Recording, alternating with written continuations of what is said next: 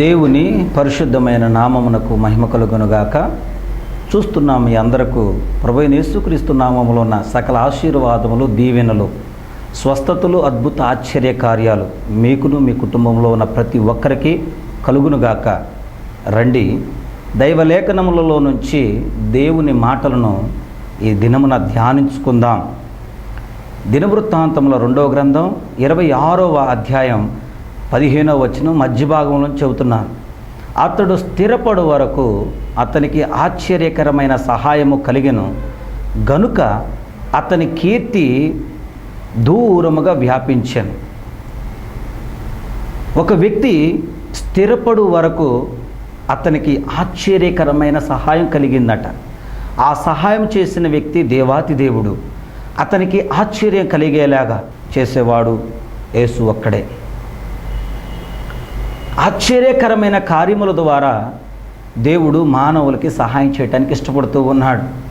ఎవరితను, ఎందుకు ఆశ్చర్యకరమైన సహాయం అందింది, ఏ కారణాన్ని బట్టి దేవుడు ఇతనికి ఆశ్చర్యకరమైన సహాయాన్ని చేశాడు అనే విషయాలను ధ్యానించుకుందాం. రండి, ఉజ్జియా ఏలనారంభించినప్పుడు 16 ఏండ్లు వాడై యెరూషలేములో 52 సంవత్సరములు ఏలెను. ఇతను ఉజ్జియా. ఈ ఉజ్జియా అనే అతను 16 సంవత్సరాల వయసులో ఏలటం ప్రారంభించాడట. బైబిల్ గ్రంథంలో 16 సంవత్సరాలు అంటే చాలా తక్కువ సమయం. చాలా తక్కువ వయసు కలిగినటువంటి స్థితిలో ఇతడు రాజ్య పరిపాలన చేశాడు. ఇతని తండ్రి కొందరు చంపి తండ్రి స్థానంలో ఇతనిని రాజుగా నియమించారు. ఉజ్జియా చాలా భయపడిపోతున్న సమయం. తన తండ్రిని అక్కడున్న వారే చంపి ఆ తండ్రి స్థానంలో ఈ ఉజ్జియాను కూర్చోబెట్టారు. 16 సంవత్సరాల వయసులో ఏమైనా ప్రపంచాన్ని ఎరిగినవాడు కాదు, జ్ఞానం లేనివాడు, ఏ విషయానికి పనికిరాని వ్యక్తి. తనకంటే వృద్ధులను, పెద్దలను, యవనస్తులను అనేక మందిని పరిపాలన చేస్తూ దేశములోకి శత్రువులు రాకుండా సైన్యాన్ని సమకూర్చుకుంటూ ఆ సైన్యమును సిద్ధపరచుకుంటూ తన తెలివితేటల ద్వారా, తన జ్ఞానము ద్వారా శత్రువులను జయిస్తూ అతడు వర్ధిల్లవలసినటువంటి సమయం అది. సంఖ్యాకాండం 1వ అధ్యాయం 18వ వచనం 19వ వచనంలో వంశావళిలో సైనికుల సమూహంలోకి చేర్చబడ్డ వారి జాబితా 20 సంవత్సరాల కంటే ఎక్కువ ఉండాలని రాయబడి ఉంది. అలాగే నిర్గమకాండం 30వ అధ్యాయం 14వ వచనంలో దేవునికి అర్పణగా అర్పించాలంటే 20 సంవత్సరాలు ఆ పైన ఉండాలని రాయబడి ఉంది. కానీ ఇతడు రాజుగా ఆ యొక్క సింహాసనం మీద కూర్చోడానికి 16 సంవత్సరాల వయసే. ఇతడు జ్ఞానం లేని వ్యక్తి, ఇతడు తెలివి లేని వ్యక్తి, ఇతడు అనేక మంది పరిపాలన చేయడానికి అర్హత లేని వ్యక్తి. అయినను దేవుడు అతనికి ఆశ్చర్యకరమైన సహాయం చేయబట్టి అతని కీర్తి బహుదూరంగా వ్యాపించిందంట. ఈ దినాన నీవు కూడా జ్ఞానం లేని వ్యక్తివైనా, నీవు కూడా వయసు లేని వ్యక్తివైనా, నీవు కూడా నీకంటే పెద్దవారికి, గొప్పవారికి చెప్పే స్థాయికి నువ్వు వెళ్ళాలి అంటే నీకు ఆశ్చర్యకరమైన సహాయం కావాలి. ఆశ్చర్యకరమైన సహాయం ఉన్నప్పుడు నీవు అనేకులకి చెప్పగలుగుతావు, అనేకుల్ని దేవుని రాజ్యంలోకి తీసుకురాగలుగుతావు. అయితే ఆశ్చర్యకరమైన సహాయం చేయవాని యొక్క పాదములను నువ్వు పట్టుకుని ఆయనకి ఇష్టకరంగా జీవించాలి. 4వ వచనం, అతడు తన తండ్రి అయిన అమధ్య చర్యంతటి ప్రకారం యెహోవా దృష్టికి యథార్థముగా ప్రవర్తించాను. ఉజ్జియా తన తండ్రి ఎలా నడిచాడో అలా నడిచాడట. దేవుని బిడ్డలారా, ఈ వీక్షిస్తున్న నీవు తండ్రివి కావచ్చు, తల్లివి కావచ్చు, పెద్దవి కావచ్చు. నీ జీవితంలో మాదిరికరమైన జీవితం ఉందా? నిన్ను నీ బిడ్డలు కానీ, నీ బంధువులు కానీ, నీ అన్నదమ్ములు కానీ అనుసరించే లక్షణాలు నీలో ఉన్నాయా? ఒకసారి ఆలోచించు. ఎందుకు అంటే నీవు పెద్దవే. నిన్ను నీ బిడ్డలు, నీ వారు అనుసరించవలసినటువంటి వ్యక్తివి. అలాంటి నీవు చెడు మార్గంలో నడుస్తూ ఉంటే, చెడు ఆలోచనలతో నడుస్తూ ఉంటే, అనేకుల మధ్యలో తగాదులు పెడుతూ, తగాదులకి, త్రాగుబోతుతనానికి, జోదమునకు బానిసవుతూ ఉంటే నీ బిడ్డలు నీ దగ్గర ఏం నేర్చుకోవాలి? త్రాగి ఇంటికి వస్తున్న కుటుంబంలో శాంతి లేదు, సమాధానం లేదు, నెమ్మది లేదు, ఎప్పుడు జగడములు ఉంటూ ఉన్నాయి. నిన్ను చూసి నీ బిడ్డలు ఏం నేర్చుకోవాలి? అమధ్య అనే ఒక వ్యక్తి ఉన్నాడు. అతడు యథార్థంగా ప్రవర్తించాడంట. యథార్థమైనటువంటి ప్రవర్తన అతని జీవితంలో ఉంది. అందుకని తన కొడుకు తన తండ్రిలో ఉన్న యథార్థతను చూసి ఉజ్జియా కూడా యథార్థంగా ప్రవర్తిస్తూ ఉన్నాడు. మరి నీలో ఏముంది? నీ కొడుకు నీలో ఏం చూసి నేర్చుకోవాలి? నువ్వు కష్టపడే వ్యక్తివైతే నీ కొడుకు కూడా కష్టపడతాడు. నువ్వు త్రాగుబోతువైతే నీ కొడుకు కూడా త్రాగుబోతు అవుతాడు. నువ్వు బాధ్యత లేని వ్యక్తివైతే నీ కుమారుడు కూడా బాధ్యత లేనివాడు అవుతాడు. వీక్షిస్తున్న నీవు ఎటువంటి కుమారుడివి, ఎటువంటి తల్లివి ఒకసారి ఆలోచించు. నీవు బాధ్యత కలిగిన వ్యక్తివేనా? ఉజ్జియా తన తండ్రి యథార్థంగా ఉండటాన్ని చూశాడు. ఆ యథార్థత ప్రకారం ఉజ్జియా కూడా యథార్థంగా ప్రవర్తిస్తూ వచ్చాడు. ఏ పని చేసినా, ఏం మాట్లాడినా అతడు యథార్థంగానే మాట్లాడేవాడు. ఉన్నది ఉన్నట్టుగా చెప్పేవాడు. ఇది నాన్న తల్లులు తండ్రులు బిడ్డలకు అనేకమైనటువంటి చెడు మార్గాలను బోధిస్తూ ఉన్నారు. చెడు నేర్చుకునేలా ప్రోత్సహిస్తున్నారు, ప్రేరేపిస్తూ ఉన్నారు.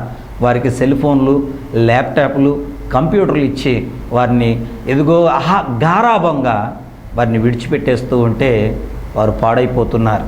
వారు చెడు మార్గాలను ఎంచుకుంటున్నారు, చూడకూడని చూస్తూ ఉన్నారు. 12 సంవత్సరాలు 15 సంవత్సరాలు వ్యక్తులు ఆ సంవత్సరాల వయసులో కూడా వారు భయంకరమైనవి చూస్తూ ఉన్నారు. తల్లులు పక్కింట్లో వాళ్ళు ఏమనుకుంటున్నారు, తాతయ్య వాళ్ళు ఏమనుకుంటున్నారో ఇన్రండి అని బిడ్డలకు చెడు నేర్పించి వారిని ప్రోత్సహిస్తూ ప్రేరేపిస్తూ తమ బిడ్డల్ని, తమ కుమార్తెల్ని వారే పాడు చేసుకుంటూ ఉన్నారు. భార్యలు ఎదురుగు తిరుగుతూ జగడాలు ఆడుకుంటూ కొట్టుకుంటూ జీవిస్తూ తమ బిడ్డలకు కూడా వివాహాలు అయిన తర్వాత కొట్టుకోండి అని నేర్పిస్తూ ఉన్నారు. అయితే అమధ్య అటువంటి వాడు కాడు. తన కొడుకుకి యథార్థంగా ప్రవర్తించడం నేర్పించాడు. 22వ కీర్తన 9వ వచనంలో దావీదు తల్లి కనపడుతూ ఉంది. స్తన్యపానము చేయుచుండగా నీవే కదా నాకు నమ్మిక పుట్టించితివి అంటున్నాడు. స్తన్యపానం అంటే తల్లి దగ్గర పాలు తాగుతున్నటువంటి స్థితి. తల్లి దగ్గర పాలు తాగుతున్నప్పుడు దేవుడు దావీదుకు నమ్మకాన్ని కలిగించాడంట. ఎందుకు? దావీదు తల్లి నమ్మకస్తురాలు, దేవుని నమ్మినటువంటి వ్యక్తి. తాను పాలిస్తూ దేవుడి గురించి అనేకమైన విషయాలు దావీదుకు చెప్పింది. దేవుని ఆశ్చర్య కార్యాల గురించి, దేవుని అద్భుత కార్యాల గురించి, దేవుని సూచక క్రియల గురించి ఈ యొక్క తల్లి దావీదుకు చెప్పగానే దావీదు ఇదిగో స్తన్యపానము చేస్తూ ఉన్నప్పుడే నమ్మకం కలిగి ఉన్నాడంట. నీ బిడ్డలకి పాలిస్తూ ఇటువంటి బోధన నేర్పెడుతూ ఉన్నావా? నీ బిడ్డల్ని చిన్న చిన్న అడుగులు వేస్తూ ఉన్నప్పుడే మందిరానికి తీసుకుని వెళుతున్నావా? ఒక్కసారి ఆలోచించు. అమ్మా, నీతోనే దేవుడు మాట్లాడుతూ ఉన్నాడు. నమ్మకం కలిగినటువంటి తల్లిగా నువ్వు ఉంటే నీ బిడ్డలు కూడా నమ్మకంగా ఉంటారు. నీ భర్తకు నువ్వు నమ్మకంగా ఉండాలి, అప్పుడు నీ బిడ్డలు నమ్మకంగా ఉంటారు. నీ భర్తకు నువ్వు లోబడాలి, అప్పుడు నీ బిడ్డలు కూడా వాళ్ళ భర్తలకు లోబడతారు. నీవు కష్టపడి ఉదయాన్నే లేచే వ్యక్తి అవ్వాలి, అప్పుడు నీ బిడ్డలు కూడా ఉదయాన్నే లేచేవారు అవుతారు. ఎటువంటి వ్యక్తివై ఉన్నావు? ఎటువంటి ఆలోచనలు కలిగి ఉన్నావు? ఈ దినమున దేవుడు నీతో మాట్లాడుతూ ఉన్నాడు. తన తండ్రి చర్యంతటి ప్రకారం ఉజ్జియా నడిచాడు. తల్లి నమ్మకం ప్రకారం దావీదు నమ్మకస్తుడయ్యాడు. ఉజ్జియా కుమారుడు యోతాము కూడా తన తండ్రి వలె ప్రవర్తించాడని రాయబడింది. నీవెలా ప్రవర్తిస్తున్నావు? నీవెలా జీవిస్తున్నావు? ఒకసారి ఆలోచించు. నీ ప్రవర్తన నీ బిడ్డలకు మాదిరిగా ఉంటుందా? నీ బిడ్డలు పాడైపోవటానికి, చెడిపోవటానికి కారణం నీ ప్రవర్తన అవుతుందా? ఒకసారి ఆలోచించు. దేవుడు నీతో మాట్లాడుతూ ఉండగా నీ జీవితాన్ని సరి చేసుకో. నీవు నీ బిడ్డలకు ఒక మాదిరికరంగా ఉండు. పౌలు అంటూ ఉన్నాడు, అనేకులకి మాదిరిగా ఉండటానికి దేవుడు నన్ను ఏర్పరచుకున్నాడు. నన్ను చూసి నడవండి, నేను క్రీస్తును పోలి నడుస్తున్నాను అంటున్నాడు. నువ్వు చెప్పగలవా తల్లి, తండ్రి? నువ్వు చెప్పగలవా? నీ బిడ్డలకి, నీ బంధువులకి ఈ మాట నువ్వు చెప్పగలవా? పౌలు చెప్పినట్లుగా నువ్వు చెప్పగలవా? ఒకసారి ఆలోచించు. అలా చెప్పాలనే దేవుడు కోరుకుంటూ ఈ మాటలు నీకు అందిస్తూ ఉన్నాడు. ఉజ్జియాకి ఆశ్చర్యకరమైన సహాయం వచ్చింది. ఎందుకు వచ్చింది అంటే అతడు దేవుడిని ఆశ్రయించాడు. దేవుడు ఆశ్రయించడమే కాదు కానీ అతడు తన తండ్రి చర్యంతటి ప్రకారం యథార్థంగా ప్రవర్తించాడు. దినవృత్తాంతంలో 2వ గ్రంథం 26వ అధ్యాయం 5వ వచనం, దేవుని ప్రత్యక్షత విషయమందు తెలివి కలిగిన జకర్యా దినములలో అతడు దేవునిని ఆశ్రయించెను. అతడు యెహోవాను ఆశ్రయించినంత కాలం దేవుడు అతన్ని వర్ధిల్ల చేశాను. గమనించారా? అతడు దేవుణ్ణి ఆశ్రయించాడంట. ఎండ వస్తున్నప్పుడు నీడను ఆశ్రయిస్తూ ఉన్నావు, వర్షం వస్తూ ఉన్నప్పుడు గొడుగును ఆశ్రయిస్తూ ఉన్నావు, కష్టాలు వచ్చినప్పుడు, బాధలు వచ్చినప్పుడు, రోగాలు వచ్చినప్పుడు డాక్టర్ని ఆశ్రయిస్తూ ఉన్నావు. అయితే ఇదిగో ఇతడు దేవుని ఆశ్రయించాడంట. నీవెవరిని ఆశ్రయిస్తున్నావు? ఏ వ్యక్తిని ఆశ్రయిస్తున్నావు? నీకు అవసరమైనప్పుడు వ్యక్తులను ఆశ్రయిస్తున్నావు. వారు నిన్ను మోసం చేస్తూ ఉన్నారు, నిన్ను దగా చేస్తూ ఉన్నారు. అయితే యేసయ్యను ఆశ్రయించు, నీకు సహాయం చేస్తాడు, నిన్ను వర్ధిల్ల చేస్తాడు. నీ స్థితి కొంచెమే అయినప్పటికీ నీ స్థితిని పెంచి పెద్దవానిగా చేయగలడు. నువ్వు వర్ధిల్లేంత వరకు దేవుడు నీకు సహాయం చేయగలడు. ఉజ్జియా ఆశ్చర్యకరమైన సహాయాన్ని పొందుకున్నాడు. కారణం, అతడు యథార్థంగా ప్రవర్తిస్తూ ఉన్నాడు. కారణం, అతడు దేవుని ఆశ్రయిస్తున్నాడు. నీకు ఈ లక్షణాలుంటే నీవు కూడా ఆశ్చర్యకరమైన సహాయాన్ని ఇప్పుడే పొందుకోబోతూ ఉన్నావు. దేవుడు నీకు ఇప్పుడే విడుదల చేయబోతూ ఉన్నాడు. నమ్మకంతో, విశ్వాసంతో దీన్ని స్వీకరించు. దేవుడు ఆశ్చర్యమైన కార్యాలు చేస్తూ ఉండగా నీవు, నీ కుటుంబం దేవుని ఆశ్రయించే కుటుంబంగా మార్చబడాలి. అప్పుడు గొప్ప అద్భుతాలను చూడగలవు. చూడండి 7వ వచనం, ఫిలిష్తీయులతోనూ గుర్బయలలో నివసించిన అరబీలతోనూ మెహనీయులతోనూ అతడు యుద్ధము చేయగా దేవుడు అతనికి సహాయం చేస్తూ ఉన్నాడు. నీవెవరితో యుద్ధం చేస్తున్నావు? అతడు ఫిలిష్తీయులతో, గుర్బయలతో యుద్ధం చేస్తూ ఉన్నాడట. ఆ యుద్ధంలో దేవుడు అతనికి సహాయం చేస్తూ ఉన్నాడు. ఓడిపోవలసిన వాడే, కానీ దేవుడే జ్ఞానం ఇస్తూ ఉన్నాడు. ఎలా ప్రణాళిక రచించాలో, ఎలా యుద్ధానికి వెళ్ళాలో చిన్న వయసులోనే దేవుడు అతనితో ఉంటూ ఉన్నాడు. అతన్ని వర్ధిల్ల చేస్తూ ఉన్నాడు. అతడు అభివృద్ధి చెందుతూ ఉన్నాడు. అతడు వ్యాప్తి చెందుతున్నాడు. అతడు విస్తరిస్తూ ఉన్నాడు. అతడు గొప్పవాడవుతున్నాడు. కారణం ఏంటో తెలుసా? అతడు దేవుని ఆశ్రయించాడు, దేవుని సహాయాన్ని పొందుకుంటున్నాడు. దేవుడే అతని పక్షాన్ని నిలబడి తన శత్రువులతో పోరాడుతూ ఉన్నాడు. మరి నీ శత్రువులు ఎంతమందో? నీ శత్రువు అయినటువంటి సాతాను బహుబలం గలవాడు. వాడిని ఓడించాలంటే నీ శక్తి సరిపోదు, కానీ దేవుని శక్తి కావాలి. దేవుడు నీకు సహాయం చేస్తే ఫిలిష్తీయులైన శత్రువు, మెహనీయులు అనేటువంటి శత్రువులతో నువ్వు పోరాడగలవు, గెలవగలవు. దేవుడే నిన్ను గెలిపించగలడు. నీ ఇంట్లో నీ శత్రువు నీ రోగం, నీ శత్రువు నీ భర్త త్రాగుడు, నీ శత్రువు నీ బిడ్డల భవిష్యత్తును పాడు చేస్తూ వారి జీవితాలని నాశనం చేస్తున్నటువంటి దుష్ట ఆత్మల ప్రభావం నుంచి నీ బిడ్డలు విడిపించబడతాం. వీటిలో నీకు విజయం కావాలి. నీ శత్రువు నీ బలహీనత, నీ శత్రువు నీ భయం, వీటన్నిటిలో నీకు విజయం కావాలంటే దేవుణ్ణి ఆశ్రయించు, దేవుని పాదాలను పట్టుకో. అప్పుడు దేవుడు నీకు ఆశ్చర్యకరమైన సహాయాన్ని చేస్తాడు. మరొక విషయాన్ని చూద్దాం. గిద్యోనటువంటి వ్యక్తి గానుగ చాటున గోధుమలను దుళ్ళగొడుతూ ఉండగా దేవదూత గిద్యోను దగ్గర దిగి వచ్చింది. న్యాయాధిపతుల గ్రంథం 6వ అధ్యాయంలో ఈ యొక్క మాటలు ఉంటాయి. తర్వాత మీరు చదువుకోండి. ఈ గిద్యోనుతో దేవుడు మాట్లాడుతూ ఉన్నాడు, నేను నీకు తోడై ఉన్నాను అని. అయితే గిద్యోను యుద్ధానికి వెళ్ళాల్సినటువంటి పరిస్థితి వచ్చింది. శత్రువులు చాలా బలం కలిగిన వారు, అనేక వేల మంది వస్తూ ఉన్నారు. గిద్యోను దగ్గర సైన్యం కొద్దిమందే ఉంది. 32,000 మంది వస్తే దేవుడు వీళ్ళింతమంది నాకు వద్దు అని అన్నాడు. అప్పుడు అందరినీ పంపించి వేయగా 300 మంది మిగిలారు. ఈ 300 మందితో కొన్ని వేల మంది మీదకి యుద్ధానికి వెళ్ళాలి. దేవుడు ఆశ్చర్యకరమైన సహాయం గిద్యోనుకి చేశాడు. ఆ గిద్యోను ఆశ్చర్యకరమైన సహాయం చేయటాన్ని బట్టి కొన్ని వేల మందిని సంహరించాడు, గెలిచాడు. ఈ దినాన నీకు విజయం కావాలంటే నువ్వు పరీక్షలు రాసి ఉండవచ్చు, ఉద్యోగం కోసం ఎదురు చూస్తూ ఉండొచ్చు. అయితే నీకు విజయాన్ని దేవుడు ఇవ్వడానికి ఇష్టపడుతూ ఉన్నాడు. ఆశ్చర్యకరమైన సహాయాన్ని నీకు, నీ కుటుంబం పట్ల జరిగించడానికి ఇష్టపడుతూ ఉన్నాడు.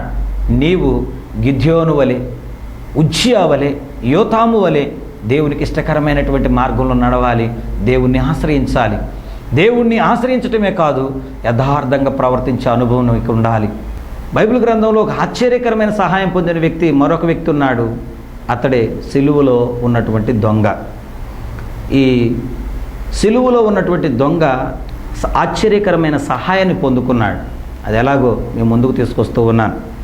యేసు ప్రభు వారిని పట్టుకొని తిరుపులు తీర్చి, కొరడాల దెబ్బలు కొట్టించి, ఆయనను సిలువ మోపించి ఆ ఎత్తైనటువంటి స్థలంలోకి తీసుకుని వెళ్ళి ఆయన పక్కనే 2 దొంగలను, బందిపోటు దొంగలను ఆయనతో పాటు కూడా సిలువ వేశారు. మీ అందరికీ తెలుసు ఈ విషయం. అయితే ఈ ఇద్దరు దేవునికి వ్యతిరేకంగా ముందు మాట్లాడారు. మార్కు సువార్త 15వ అధ్యాయం 32వ వచనం మధ్య భాగం నుంచి చదువుతున్న చివరి భాగం. ఆయనతో కూడా సిలువ వేయబడిన వారును ఆయన నిందించిరి. శాస్త్రులు, పరిసయ్యులు, అక్కడ ఉన్నటువంటి అధికారులు అందరూ వచ్చి యేసుప్రభు వారిని నిందిస్తూ ఉన్నారు. నువ్వు లోకరక్షకుడువు కదా, యేసువు కదా, దేవుడువు కదా, నువ్వు దిగిరా అని చెప్పి యేసుప్రభు వారిని అపహాస్యం చేస్తూ, ఎగతాళి చేస్తూ, హేళన చేస్తూ ఉన్నారు. వారితో పాటు ఈ పక్కన ఉన్నటువంటి దొంగ, ఆ పక్కన ఉన్నటువంటి దొంగ యేసుప్రభు వారిని నిందిస్తూ ఉన్నారు. మరి ఏం జరిగిందో ఏమో తెలియదు, కానీ సడన్గా ఒక దొంగ పూర్తిగా మారిపోయాడు. అతడు మొట్టమొదటి మాట విన్నాడు, తండ్రి వీరేమి చేయుచున్నారో వీరు ఎరుగరు, వీరిని క్షమించు అని దేవుడు అంత కష్టంలో కూడా వారిని క్షమించటాన్ని చూశాడు. ఆ క్షమించటాన్ని చూడబట్టి అతడిలో మారు మనసు వచ్చిందో, లేకపోతే ఏ కారణాలు బట్టి మారు మనసు వచ్చిందో తెలియదు, కానీ అతడు పూర్తిగా మారాడు. లూకాసు వార్త 23వ అధ్యాయం 39వ వచనం. వ్రేలాడవేయబడిన ఆ నేరస్తులలో ఒకడు ఆయనను దూషించుచు నీవు క్రీస్తువు కదా అంటూ ఉన్నాడు.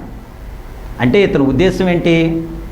నీవు క్రీస్తువి, పక్షవాయువు కలిగి వారిని తీసుకొస్తే లేపిన వాడవి, కుష్ఠిరోగులను తీసుకొస్తే వారిని పట్టుకుని బాగు చేసిన వాడివి, దయ్యాలు పట్టిన వారిని తీసుకొస్తే దయ్యాలను వెళ్ళగొట్టి వారిని బాగు చేసినటువంటి గొప్ప దేవుడువు, గుడ్డివారిని తీసుకొస్తే వారికి కన్నులు ఇచ్చావు, మగవారిని తీసుకొస్తే వారికి మాటలు ఇచ్చావు, చెవిటి వారిని తీసుకొస్తే వారికి వినపడేలాగా చేశావు, శాంతి లేని వారికి, సమాధానం లేని వారికి, ఎవరిని తీసుకొస్తే వారికి ఉన్నటువంటి ప్రతి అశాంతిని, అసమాధానాన్ని తీసివేసి వారిని బాగు చేసిన వాడవు కదా, నిన్ను నువ్వు రక్షించుకో, నిన్ను నువ్వు రక్షించుకొని మమ్మను కూడా రక్షించు అంటూ ఉన్నాడు. ఇతని ఉద్దేశం గమనించారా? నీవు క్రీస్తువు కదా అంటున్నాడు. అంటే నీవు గొప్ప అద్భుతాలు చేసావని మేము విన్నాం, అయినా మా జీవితాన్ని మార్చుకోను నేను, అయినా నా బ్రతుకులో ఏ మార్పు తెచ్చుకోను నేను అనేది ఈ దొంగ యొక్క ఆలోచన. నీవు దిగిరా, మమ్మల్ని కూడా దిగి పారిపోయేలాగా చేయి, నిన్ను నువ్వు రక్షించుకో, మమ్మల్ని రక్షించంటున్నాడు. దేవుడు చేస్తుంది అదే. సర్వమానవాళిని రక్షించడానికి ఆయన శిలువ మరణం పొందాలి. ఆయన దిగి రావడానికి లేఖనాలు ఒప్పుకోవు, ఆయన ఒప్పుకోడు, ఆ తండ్రి కూడా ఒప్పుకోడు. అయితే ఈ దొంగ అంటున్నట్టుగానే ఈ దినాల్లో చాలామంది యేసుప్రభుని నమ్ముకున్న వారిని ఇదే ప్రశ్న వేస్తూ వేధిస్తూ ఉన్నారు. మీ దేవుడు దేవుడైతే, యేసు దేవుడైతే సిలువలో ఎందుకు చనిపోయాడు? అందరిని సంహరించి అందరినీ నాశనం చేసి తనను తాను రక్షించుకోవచ్చు కదా, దేవుడికి ఆ శక్తి కూడా లేదా అని చాలామంది దేవుని దూషిస్తూ మాట్లాడుతూ ఉన్నారు. వారందరికీ దేవుడిస్తున్న సమాధానం ఇదే. దేవుని బిడ్డలారా, మీరు అపార్థం చేసుకుంటున్నారు, అపోహలో ఉంటూ ఉన్నారు. అసలు యేసుప్రభు వారు ఈ లోకంలోకి వచ్చిందే పాపులను రక్షించటానికి. రక్షించాలి అంటే ప్రాణం పెట్టాలి. ఒక పాపి స్థానంలో పరిశుద్ధుడైన దేవుడు నిలబడి, పాపి స్థానంలో తనకు పాపికి రావాల్సినటువంటి శిక్ష అంతా పరిశుద్ధుడైన దేవుడి మీద వేసుకుని పాపి స్థానంలో మరణించాలి. అందుకని ఆయన అంటున్నాడు, అనేకులకు ప్రతిగా నా ప్రాణం పెట్టడానికి నేను వచ్చాను అని. ఆయనే ప్రాణం పెట్టడానికి వస్తే ఆయన శిలువ మీద నుంచి ఎలా దిగి వస్తాడు ఒకసారి ఆలోచించు. నువ్వెంత మూర్ఖత్వంగా ఆలోచిస్తున్నావు, లేఖనాలు తెలియక పొరపాటు పడుతూ ఉన్నావు, సరిచేసుకో. ఏమిటో తెలుసా? ఆయన చనిపోవటానికే వచ్చాడు. ఆయన చనిపోతేనే నీవు నేను రక్షించబడతాం. ఆయన చనిపోయి సమాధి చేయబడి తిరిగి లేస్తేనే నీవు విశ్వసించినా నేను విశ్వసించినా దానికి అర్థం ఉంది. లేకపోతే మన విశ్వాసానికి అర్థం లేదు. యేసు ప్రభు దేవుడే కాడు. అయితే ఆయన చనిపోయి సమాధి చేయబడి తిరిగి లేచాడు కనుక ఆయన ఒక్కడే దేవుడు, ఆయనే సజీవుడు. ఆ సజీవుడైన దేవుడు గురించి ఇతడు నిన్ను నువ్వు రక్షించుకుంటూ ఉన్నాడు. ఆయన రక్షించుకోవటం అంటే దిగి వెళ్ళటం కాదు, అనేకులు రక్షించడానికి ఆయన మరణించాలి. అయితే ఆ రెండో వాడు వాడిని గద్దిస్తూ ఉన్నాడు. చూడండి దేవుని బిడ్డలారా, మొట్టమొదటి మాట అయిపోయింది, రెండో మాట దగ్గరికి వచ్చేవరకే ఈ సంఘటన జరుగుతూ ఉంది. ఇంకా యేసుప్రభు రెండో మాట పలకట్లేదు. అప్పుడు ఈ దొంగ అన్న మాటలకి మరొక దొంగ ఈ దొంగను గద్దిస్తూ ఉన్నాడు. ఏమంటూ ఉన్నాడో తెలుసా? మనకైతే ఇది న్యాయమే, మనకైతే ఇది న్యాయమే, మనము చేసిన వాటికి తగిన ఫలము పొందుచున్నాము, కానీ ఈయన ఏ తప్పిదమునో చేయలేదని చెప్పి ఆయనను చూస్తూ ఉన్నాడు. చూడండి, ఆ దొంగతో మాట్లాడుతున్నాడు. నీవు నేను బందిపోటు దొంగలం, మోసగాళ్ళం, అన్యాయస్తులం, అక్రమంగా కూనీ చేస్తూ హత్యలు చేస్తూ ఇదిగో బూతులు ఆడుకుంటూ జీవిస్తున్నటువంటి నేరస్తులం. మనకి ఈ శిలువ మరణం అనేది న్యాయమే, మనకు తగిన శిక్షే. కానీ ఈయన ఏ తప్పు చేయలేదు, ఏ పాపము చేయలేదు, ఈయన నేరస్తుడు కాడు, మనందరినీ రక్షించడానికి వచ్చిన వాడని అతడు గ్రహించాడు, అతడు గుర్తించాడు. ఆ గుర్తింపు వల్ల అతడు మారు మనసు పొందినట్లు అయింది. దేవుని బిడ్డలారా, యేసే నిజమైన దేవుడని గుర్తిస్తే, యేసులో ఏ దోషము లేదు, ఏ పాపము లేదు, నీ పాపములు నీ దోషముల కోసమే ఆయన మరణించాడని కనుక గుర్తిస్తే నీవు మార్చబడి ఈ దొంగ వలె పరదేశంలోకి వెళ్ళగలుగుతావు. చూడండి, ఈ దొంగలో పెనుమార్పు కలిగింది, అతడికి ఆశ్చర్యకరమైన సహాయం అందింది.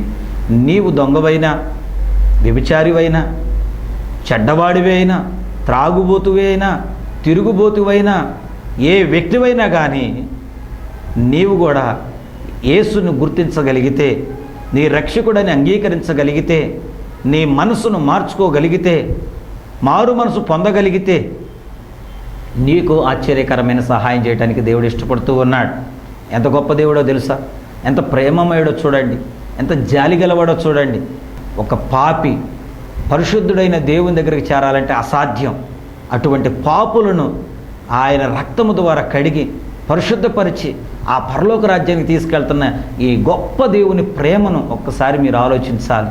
ఒక్కసారి మీ మనసులో కళ్ళు మూసుకొని ఒక్కసారి ఆ ప్రేమ కలిగిన దేవుని వైపు చూడండి. 42వ వచనం, ఆయన చూచి, యేసు నీవు నీ రాజ్యంలోనికి వచ్చినప్పుడు నన్ను జ్ఞాపకం చేసుకో అని అడుగుతూ ఉన్నాడు. ఆయనకు ఒక రాజ్యం ఉందని ఆయన గుర్తిస్తూ ఉన్నాడు. దేవుని బిడ్డలారా, నీవు గుర్తిస్తూ ఉన్నావా? అప్పుడు యేసుప్రభువు అంటున్నారు ఆ దొంగతో, నేడు నీవు నాతో కూడా పరదేశంలో ఉందువు. దేవునికి మహిమ కలుగునుగాక. ఒక దొంగ అండి, బాప్తిసం లేకుండా ఈ రోజుల్లో పరలోకం వెళ్ళగలిగే వాళ్ళు ఎవరూ లేరు. అయితే దేవుని మహాకృప, దేవుని ప్రేమ, దేవుని జాలి బాప్తిసం లేకుండానే, మందిరానికి వెళ్లకుండానే చనిపోయే ముందు ఒక గొప్ప ఆశ్చర్యకరమైన సహాయం ఇతరులకు చేస్తూ ఉన్నాడు. మరి నీకు కూడా కావాలా? నీ స్థితి బహుభయంకరమైందా? ఆశ్చర్యకరమైన సహాయం చేసే దేవుని పాదాలు పట్టుకో. ఆయన ఆశ్చర్యకరమైన సహాయం చేయడానికి ఇష్టపడుతూ ఉన్నాడు. నీవు నేడు నాతో కూడా పరదేశంలో ఉండు అంటున్నాడు. యేసుప్రభువు వారు ఎక్కడికి వెళ్ళాడు? పరదేశకు వెళ్ళాడు. ఎవరు తీసుకుని వెళ్ళాడు? దొంగను తీసుకుని వెళ్ళాడు. గమనించారా? ఆశ్చర్యకరమైన సహాయం. ఒక పాపి పరలోకానికి వెళ్ళటానికి యేసు అక్కడే మార్గం.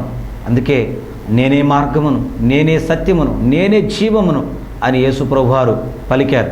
ఆయన ద్వారా తప్ప ఎవ్వరూ తండ్రి యొద్దకు చేరరు అని ఆయన ఖచ్చితంగా మానవ జాతికి తెలియజేశాడు. కనుక ఈ దినమున ఆశ్చర్యకరమైన సహాయం ఏంటో తెలుసా?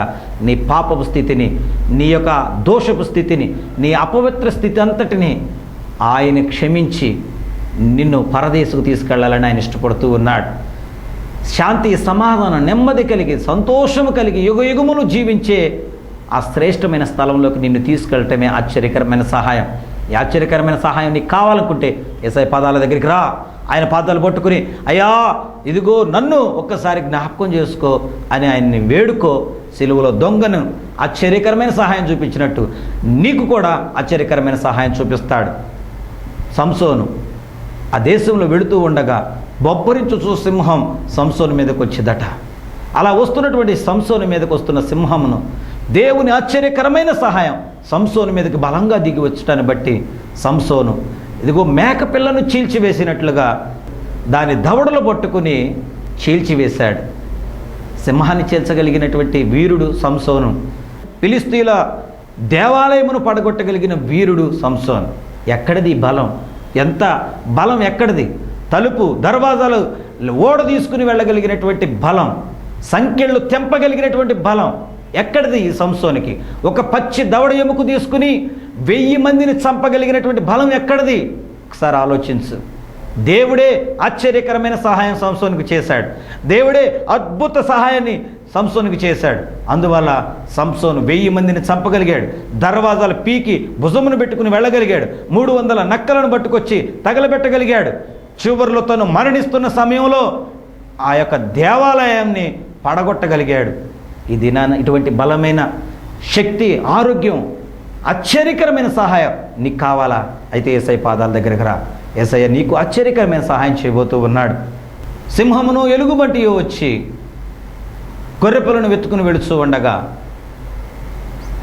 దానిని పట్టుకుని చంపి దాని నోట్లో నుంచి ఆ గొర్రెపిల్లను విడిపించానని దావీదు సౌలుకి సాక్ష్యం చెబుతూ ఉన్నాడు. సింహము, ఎలుగుబంటి అనేటువంటి జంతువు గొర్రెపిల్లను ఎత్తుకెళ్తూ ఉన్న సమయం అది. ఆ సింహాన్ని, ఆ ఎలుగుబంటిని చేర్చగలిగిన శక్తి దావీదుకుందా?